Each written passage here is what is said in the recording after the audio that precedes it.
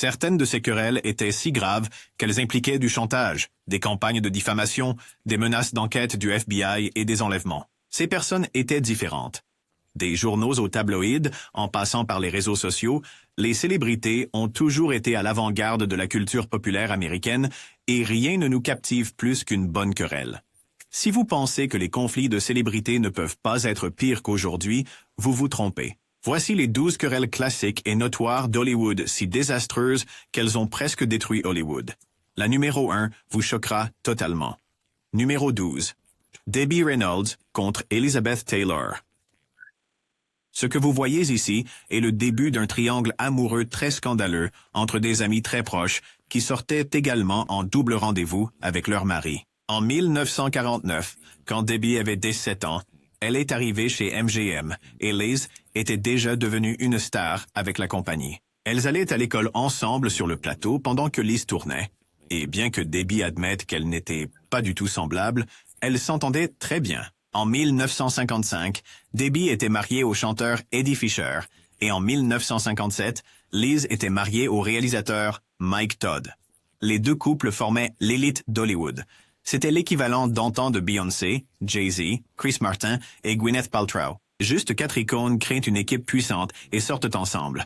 En 1958, le mari d'Elizabeth, Mike, est mort tragiquement dans un accident d'avion juste un an après leur mariage. Selon le site de Liz et Debbie étaient très proches et Liz était très bouleversée après le crash. Debbie a essayé d'aider Liz à surmonter la perte, en envoyant même Eddie pour lui apporter un soutien émotionnel. Ce soutien émotionnel s'est transformé en bien plus que cela, puis la presse l'a découvert et toute l'affaire a éclaté. Après avoir divorcé de Debbie, Eddie a épousé Liz en 1959. Tandis que les tabloïds dépeignaient le portrait d'une briseuse de foyer et d'une chérie de l'Amérique méprisée, selon le site web de Liz, derrière les portes closes, Eddie échouait en tant que mari.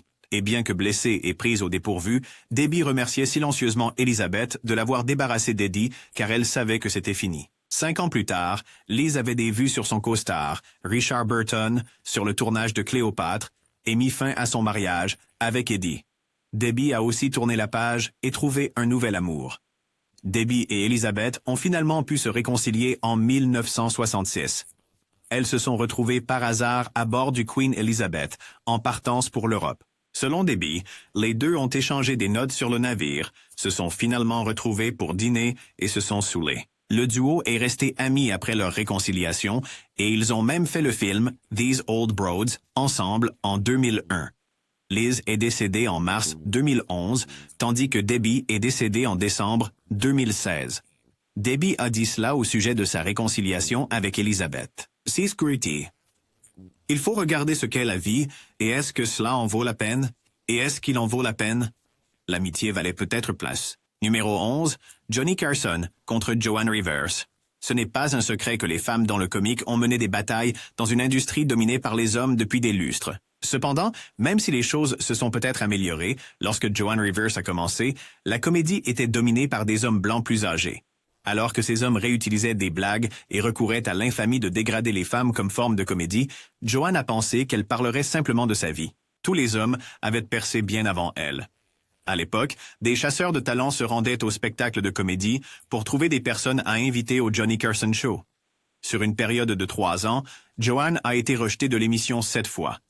C'est en fait Bill Cosby qui a persuadé le producteur de l'émission d'utiliser Joan comme comédienne dans le show. Eh bien, ils l'ont amenée dans l'émission en tant que scénariste. En 1965, Johnny a dit à Joan en direct qu'elle allait devenir une star. Elle l'adorait. Et tout au long des années 1970, elle a beaucoup travaillé pour son émission. Alors que tous les hommes quittaient Johnny Carson, Joan est restée pendant 18 ans. Puis, ils lui ont enfin proposé sa propre émission de fin de soirée. Naturellement, la première personne qu'elle voulait appeler pour lui dire était Johnny, qui a immédiatement raccroché et ne lui a plus jamais parlé, puis a essayé de nier que tout cela s'était jamais produit. Il est mort en 2005. Joan a dit ceci à propos de cela. Il n'était pas en colère contre quelqu'un d'autre. Je pense qu'il pensait vraiment qu'étant donné que j'étais une femme, que j'étais simplement la sienne, que je ne le quitterais pas. Je sais que cela semble très tordu, mais je ne comprends pas autrement ce qui se passait. Il n'aimait pas qu'en tant que femme, je me dresse contre lui. Numéro 10. Jerry Lewis contre Dean Martin. Ce duo comique a commencé à se produire ensemble le 25 juillet 1946. Après qu'un chanteur prévu est annulé lors d'un spectacle au 500 Club à Atlantic City, Jerry a convaincu le propriétaire d'engager Dean, nous offrant ainsi leur première performance ensemble. La performance fut un succès et devint la base de leur numéro comique qui dura 10 ans. En 1995, Jerry dira à People « Je ne pense pas que nous aurions jamais été connus l'un sans l'autre. » Le duo a rapidement signé un contrat de film et a fini par réaliser 16 films ensemble sur une période de 10 ans. Bien que le duo ait connu un énorme succès, tout n'était pas parfait entre Jerry et Dean. Dean a commencé à sentir que Jerry contrôlait trop leur vie professionnelle. Lorsque Dean a commencé à parler de reprendre son numéro solo, Jerry s'est senti complètement trahi. Et peu de temps après, ils ont cessé de se parler. Le 25 juillet 1956, exactement 10 ans après la formation du duo, ils ont donné leur dernier spectacle au Copacabana. Dean est devenu membre du Rat Pack de Frank Sinatra et Jerry a fait des films comme Dr. Jerry et Mr. Love. En 1976, pendant le téléthon annuel de Jerry pour la dystrophie musculaire, Frank Sinatra a orchestré la blague des blagues. Après avoir terminé son numéro, il a présenté à Jerry quelques dons. Puis il a continué avec « J'ai un ami qui adore ce que tu fais chaque année et qui voulait juste venir. Peux-tu faire venir mon ami s'il te plaît ?» Et à l'étonnement de tous, pour la première fois en 20 ans, c'était nul autre que Dean. Les deux se sont embrassés et Dean a gentiment embrassé Jerry et Frank sur la joue. Ils ont reçu une ovation debout de plus d'1 minute. Au fil du temps, Jerry a déclaré à People en 1983 « Nos modes de vie et carrière sont séparés et distincts, mais si tu me disais qu'il est dehors en ce moment, ce serait une joie de lui sauter au cou. » En 1987, après que le fils de Dean a été tué dans un accident d'avion, Jerry a assisté aux funérailles et le duo s'est officiellement réconcilié. Ils ont continué à se parler par intermittence jusqu'à ce que Dean décède en 1995. Numéro 9. Olivia de Havilland contre Joan Fontaine. Olivia de Havilland et Joan Fontaine sont des sœurs nées à seulement 15 mois d'intervalle. Olivia est l'aînée. Leur querelle a essentiellement commencé à la naissance. Elles partageaient une chambre lorsqu'elles étaient plus jeunes. Et selon les mémoires de Joan en 1978, elle se souvient de l'animosité que nous ressentions l'une envers l'autre enfant. Les tirages de cheveux, les combats de lutte acharnés. Le moment où Olivia m'a fracturé la clavicule. Oui, les deux n'étaient pas étrangers aux affrontements physiques et à la planification de se nuire physiquement.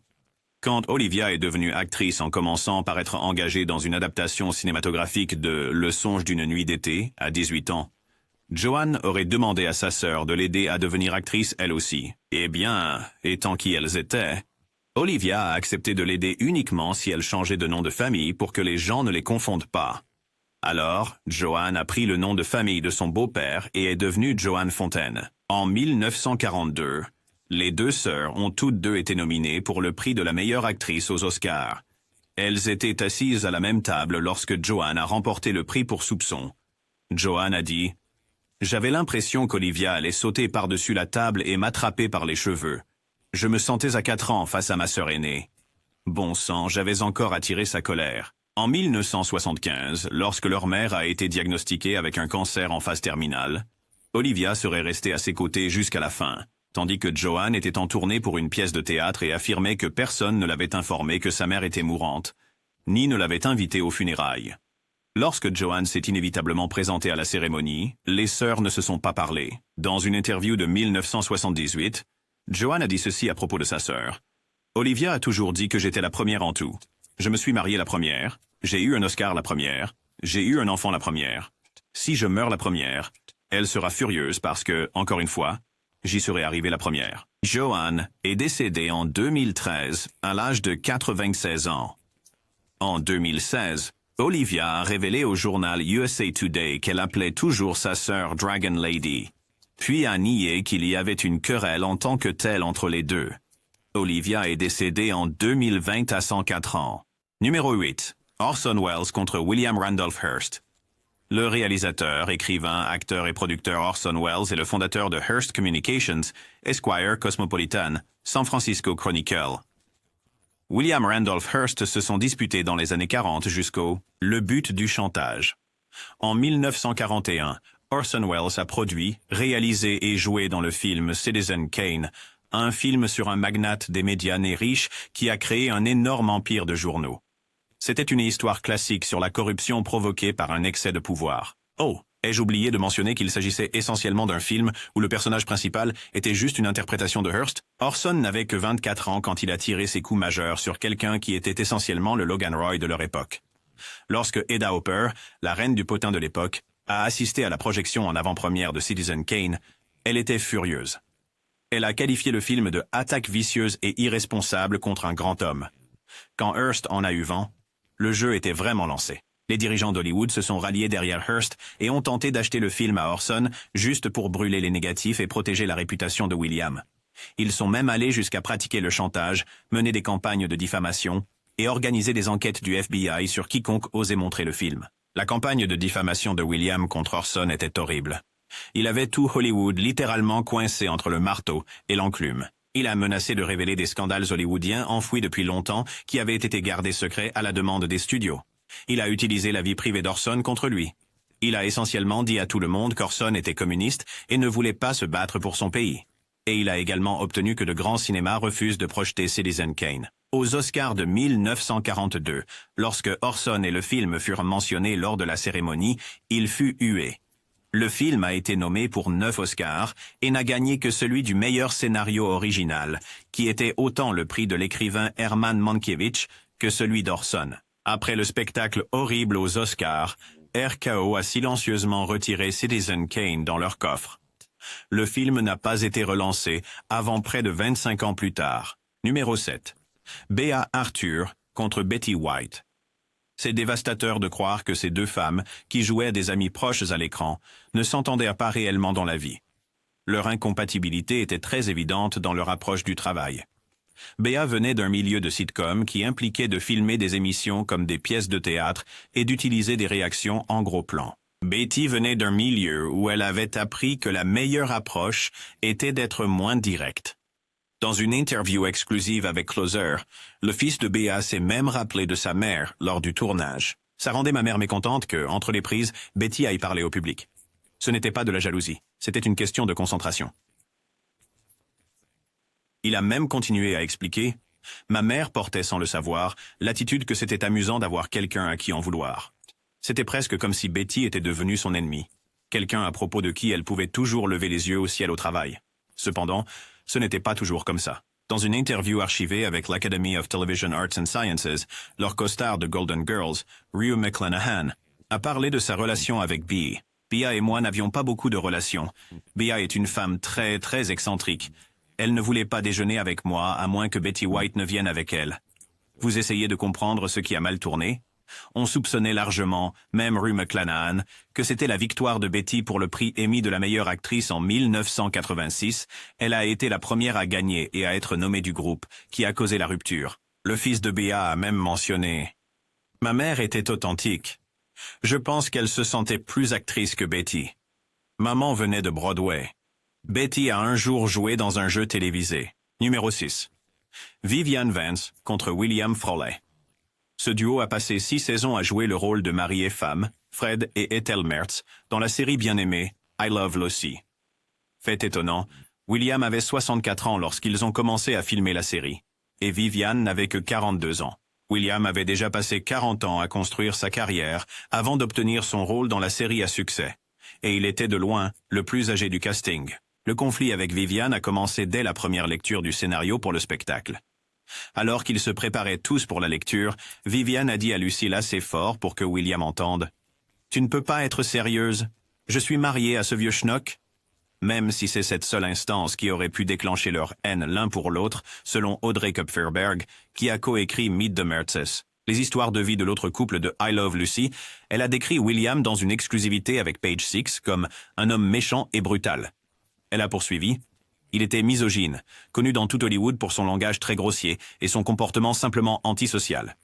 Elle a également détaillé sa prétendue forte consommation d'alcool sur le plateau de My Three Sons, affirmant « Il buvait toute la journée ». Dans la même interview de Page Six, un des costards de William dans My Three Sons, Tim Considine a même rappelé que pendant le tournage de l'émission, on avait demandé à William ce que cela faisait de travailler avec Viviane. Viviane. Et même des années plus tard, il l'a encore prétendument appelée une misérable sainte. William est mort en 1966 après avoir souffert d'une crise cardiaque. Et Viviane est morte en 1979 après avoir perdu sa bataille contre le cancer du sein. Numéro 5. Marlon Brando contre Frank Sinatra. En 1954, Marlon Brando a joué dans le film Sur les quais dans le rôle principal de Terry, aux grandes dames de All Blue Eyes. Marlon avait battu Frank pour le rôle, et ce fut le catalyseur du début d'une querelle entre deux des plus grands d'Hollywood de l'époque. En 1955, le duo continuerait à jouer ensemble dans Guys and Dolls. Et oui, Marlon a obtenu le rôle principal dans la comédie musicale, et Frank était le second rôle. James Kaplan, l'auteur de Sinatra, The Chairman, a déclaré « C'était vraiment à sens unique avec Frank détestant le sol sur lequel Brando marchait. » Bien sûr, Marlon n'avait aucune aversion pour Frank, mais il a vite développé une antipathie. Pour envenimer les choses, Marlon a fini par remporter l'Oscar du meilleur acteur pour Sur les quais, juste avant que le tournage de Guys and Dolls ne commence. Sur le plateau de Guys and Dolls, Frank a commencé à appeler Marlon Mumbles. Et tandis que les critiques continuaient, Marlon a compris et a commencé ses propres blagues. Lors d'une scène où Frank doit manger du gâteau, Marlon délibérément ratait ses répliques pour forcer Sinatra à manger du gâteau encore et encore. L'hostilité atteignait de nouveaux sommets et le duo refusait de se parler. Il ne communiquerait que par l'intermédiaire d'autres personnes. Les choses se sont vraiment aggravées lorsque la femme de Frank, Ava Gardner, dont il était séparé, passait du temps dans la loge de Marlon en l'absence de Frank. On pense que c'est ce qui a conduit directement à l'enlèvement de Marlon. Il se promenait en moto et s'était arrêté à une aire de repos lorsqu'une voiture avec 3 voyous est arrivée et a braqué une arme sur lui, le forçant à monter dans un véhicule inconnu. Le récit de Carlo Fiore, un ami proche de Marlon, a été détaillé dans le livre Brando Unzipped par Darwin Porter. Marlon m'a dit « Un des voyous m'a dit qu'il allait me proposer un choix. Il pouvait me tuer d'une mort rapide et facile avec une balle dans le cœur, ou bien il me laisserait vivre. S'il me laissait vivre, il me castrerait et taillerait mon visage de façon à ce qu'aucun chirurgien esthétique ne puisse jamais le réparer. » Marlon m'a dit qu'il n'avait jamais été aussi effrayé de toute sa vie. Brando a finalement été abandonné dans les collines de Hollywood et il a pu arrêter une voiture pour demander de l'aide. Bien qu'il n'y ait pas eu de preuves tangibles, Carlo croyait fermement que c'était Frank. Je suis sûr que Sinatra était derrière toute cette affaire. Il a menacé et intimidé d'autres personnes dans sa vie, ou c'est ce que j'ai entendu. Pourquoi pas Marlon, son ennemi juré numéro 1? Après l'enlèvement, Marlon garda ses distances avec Frank et engagea même un garde du corps pour sa propre protection. Et enfin, voici une véritable rivalité qui a duré des décennies. C'était tellement grave que cela n'a littéralement pas pris fin avant que les deux femmes ne soient décédées. C'était si emblématique que Ryan Murphy a même raconté leur histoire dans la première saison de sa série d'anthologie, Feud. C'est une rivalité de 40 ans. Numéro 4. Joan Crawford contre Bette Davis. Installez-vous, car celle-ci est quelque chose. Commençons par un bref historique. Joan a fait sa première apparition à l'écran en 1925 et Bette n'a même pas déménagé à Hollywood avant 1930. En 1933, Bette était enfin prête à voir son nom apparaître au-dessus du titre dans le film de Warner Bros, Ex-Lady. Le studio avait déjà prévu une campagne promotionnelle massive pour le film qui comprenait l'annonce de la nouvelle phase de la carrière de Bette. Eh bien, ce même jour, Joan a annoncé qu'elle divorçait de son premier mari, et les journaux ont rapidement relégué l'annonce de Bette à un petit encadré dans le coin de la page, tandis que le divorce de Joan faisait l'objet d'un long article sur plusieurs pages, dans une multitude de journaux. Après seulement une semaine de projection, le film de Bette a été retiré des salles pour faibles audiences. Vous pensiez que cela ne pouvait pas être pire? Eh bien, continuons. En 1935, Bette a joué dans un drame appelé Dangerous et est tombée amoureuse de son partenaire, Franchot Ton. Oui, vous pourriez probablement deviner que Joan l'a conquis en premier. Elle a fini par l'épouser pendant le tournage de Dangerous, ce qui a dévasté Bette. Dans une interview de 1987 avec Michael Thornton, plus de 50 ans après l'incident, Bette lui a dit « Je ne lui ai jamais pardonné pour cela, et je ne le ferai jamais. » Dans la biographie personnelle de Joan intitulée « Not the Girl Next Door », Joan Crawford, A Personal Biography, elle dit ceci à propos du béguin de Bette. Franchot pensait que Bette était une bonne actrice, mais il ne l'a jamais considérée comme une femme. Ces femmes se sont affrontées pour le reste de leur vie. En 1943, il est rapporté que Joanne a tenté de se réconcilier en envoyant à Beth des cadeaux et des fleurs, ce qui n'a pas fonctionné.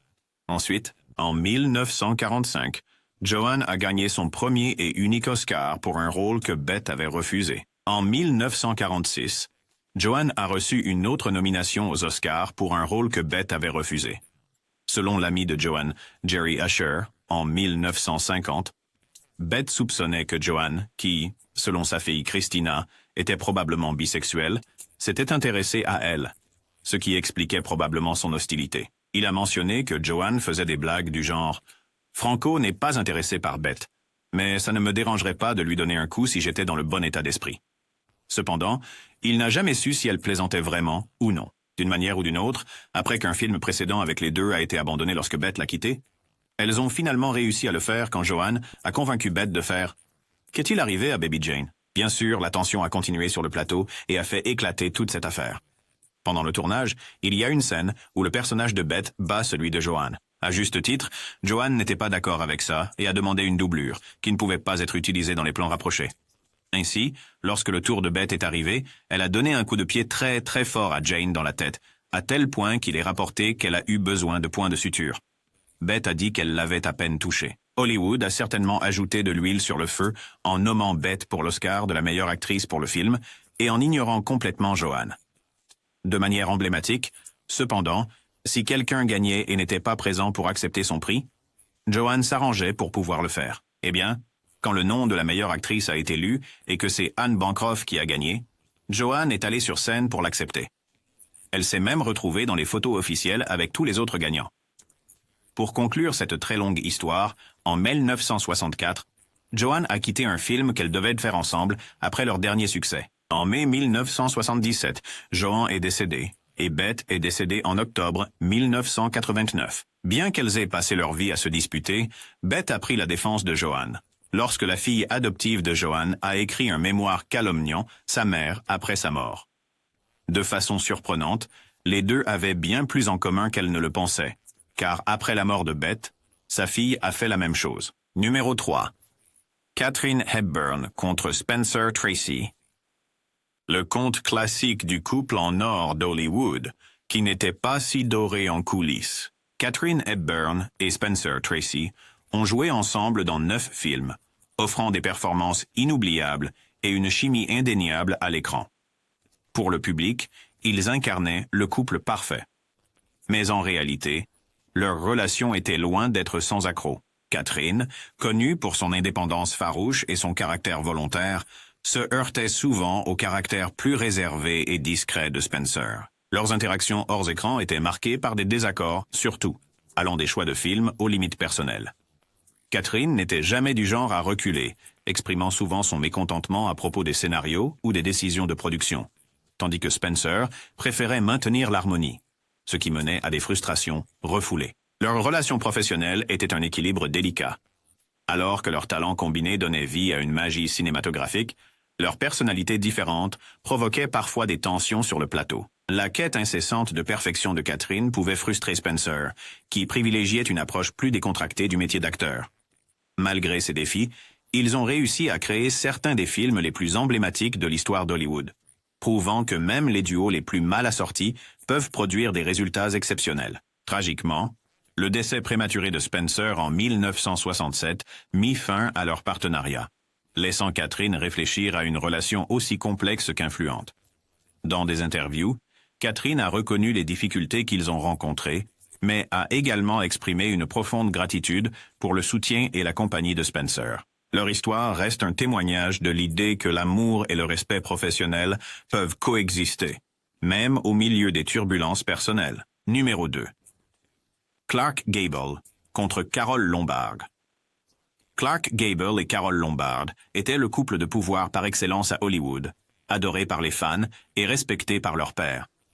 Leur relation, cependant, était loin d'être idyllique et était pleine de malentendus et de pressions externes qui ont finalement contribué à sa fin tragique. Clark, le séduisant roi d'Hollywood, était célèbre pour son charme et son mode de vie de playboy, jonglant souvent entre plusieurs relations malgré son mariage avec Carole. Carole, connue pour son esprit vif et son dévouement à son art, luttaient contre les rumeurs constantes et le manque de vie privée inhérent au mariage avec une icône d'Hollywood.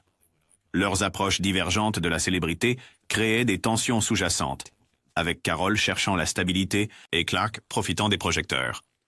Le stress du couple était exacerbé par des tragédies personnelles et les exigences de leur carrière. Carol a affronté de nombreux problèmes de santé, y compris une lutte contre l'alcoolisme, ce qui a encore tendu leur relation. Les infidélités de Clark et l'attention incessante des paparazzi n'ont fait qu'ajouter de l'huile sur le feu, rendant difficile pour eux de maintenir un mariage harmonieux. Leur histoire d'amour a pris un tournant tragique lorsque Carol Lombard est morte dans un accident d'avion en 1942, peu de temps après que Clark s'est engagé dans l'armée de l'air pendant la Seconde Guerre mondiale. Sa mort prématurée non seulement a dévasté Clark, mais aussi a laissé un vide à Hollywood profondément ressenti par les fans et les collègues acteurs. L'héritage de leur relation tumultueuse mais passionnée continue d'intriguer et d'inspirer, servant de rappel poignant des complexités de l'amour sous les feux de la rampe. Numéro 1. Lauren Bacall contre Humphrey Bogart. Lauren Bacall et Humphrey Bogart sont souvent rappelés comme l'un des couples les plus glamoureux et durables d'Hollywood. Leur alchimie à l'écran était palpable, mais leur relation hors écran était des montagnes russes d'émotions, marquée par l'amour, la jalousie et le respect mutuel. Lauren, une actrice au visage frais lorsqu'elle a rencontré Humphrey sur le tournage de To Have and Have Not en 1944, a été immédiatement captivée par son charisme et sa présence énigmatique. Humphrey, une star aguerrie avec la réputation d'un acteur dur et pragmatique, s'est senti attiré par l'intelligence et la vivacité de Lauren. Leur romance tourbillonnante fut rapide, conduisant au mariage juste un an après leur rencontre. Malgré leur amour profond l'un pour l'autre, le couple a dû faire face à des défis importants. La relation tumultueuse de Humphrey avec son ex-femme, Mayo Method, causait une tension considérable. Les fréquentes crises de Mayo et son comportement erratique rendèrent la vie difficile pour Humphrey et Lauren, mettant souvent leur relation à l'épreuve. L'engagement de Lauren à soutenir Humphrey dans ses luttes a montré sa force et son dévouement. Mais ce n'était pas toujours facile. Leur vie professionnelle était également exigeante. Jongler entre les carrières tout en élevant 2 enfants nécessitait des négociations et des compromis constants. Cependant, leur respect mutuel et leurs expériences partagées dans l'industrie du cinéma les ont aidés à naviguer à travers les hauts et les bas de la vie hollywoodienne. Lauren parlait souvent de l'importance de l'amour et du soutien de Humphrey pour sa réussite professionnelle, tandis que Humphrey admirait la résilience et la grâce de Lauren. La mort prématurée de Humphrey Bogart en 1957 a laissé Lauren dévastée, mais aussi plus déterminée à honorer sa mémoire en continuant à prospérer tant personnellement que professionnellement. Leur histoire d'amour reste l'une des romances les plus emblématiques de l'histoire d'Hollywood, illustrant que même au milieu du chaos et des défis, le véritable amour peut perdurer et inspirer. Bien que l'ancien Hollywood ait été le théâtre de rivalités légendaires, les acteurs modernes ne sont pas exempts de conflits intenses et souvent désagréables. À l'ère actuelle des réseaux sociaux et de l'information en continu, les querelles peuvent s'intensifier rapidement et atteindre un public mondial. Voici 5 des querelles contemporaines les plus notoires à Hollywood qui rivalisent avec celles d'autrefois. Taylor Swift contre Kanye West contre Kim Kardashian. La saga a commencé en 2009 lorsque Kanye West a interrompu le discours de remerciement de Taylor Swift aux MTV Video Music Awards. La tension a repris en 2016 avec la chanson Famous de Kanye, où il prétendait avoir rendu Taylor célèbre. Taylor a nié avec véhémence avoir approuvé les paroles, tandis que Kim Kardashian a publié des extraits d'un appel téléphonique censé montrer le consentement de Taylor. Ce va-et-vient public sur les réseaux sociaux et dans la presse a approfondi le fossé, transformant un désaccord personnel en une frénésie médiatique qui continue d'attirer l'attention du public. Scarlett Johansson contre Jennifer Lawrence. Bien que les 2 actrices acclamées aient partagé l'écran, des tensions ont couvé sous la surface. La querelle se serait intensifiée pendant le tournage de American Hustle, où des différences créatives et des désaccords sur le plateau ont créé des frictions. De plus, les 2 actrices ont exprimé ouvertement leurs points de vue divergents sur l'industrie du divertissement, entraînant des comparaisons publiques et des pics subtils lors d'interviews. Bien qu'aucune n'ait ouvertement déclaré d'animosité, la nature compétitive de Hollywood a maintenu leur relation tendue et étroitement surveillée par les fans. Jennifer Aniston contre Jennifer Lopez. La rivalité entre la star de Friends Jennifer Aniston et l'icône pop Jennifer Lopez a fait l'objet de spéculations pendant des années. Des étincelles ont volé publiquement lorsque les deux ont assisté à des événements similaires et ont sorti des projets concurrents à peu près au même moment. Les tabloïds ont alimenté le feu en soulignant leurs différences dans leur choix de carrière et leur vie personnelle. Bien que les deux Jennifer mais ont maintenu des interactions cordiales ces dernières années, les premières années de leur carrière ont été marquées par une compétition subtile et des récits médiatiques de jalousie et de rivalité. Gwyneth Paltrow contre Kristen Bell. Dans les coulisses de The Good Wife et d'autres projets, Gwyneth Paltrow et Kristen Bell auraient eu une relation tendue. Bell a laissé entendre des tensions dans des interviews, suggérant des désaccords sur les orientations créatives et la dynamique sur le plateau. Paltrow, connue pour sa personnalité assertive et ses entreprises commerciales, a peut-être eu des conflits avec l'approche collaborative de Bell. Bien que les deux actrices continuent de prospérer dans leur carrière, l'absence de camaraderie publique a conduit les fans à spéculer sur des conflits non résolus et des désaccords professionnels. Johnny Depp contre Amber Heard. L'une des querelles les plus médiatisées et controversées de ces dernières années implique Johnny Depp et Amber Heard. Leur relation tumultueuse est devenue publique à travers une série de batailles juridiques, d'accusations de violence et de procès en diffamation.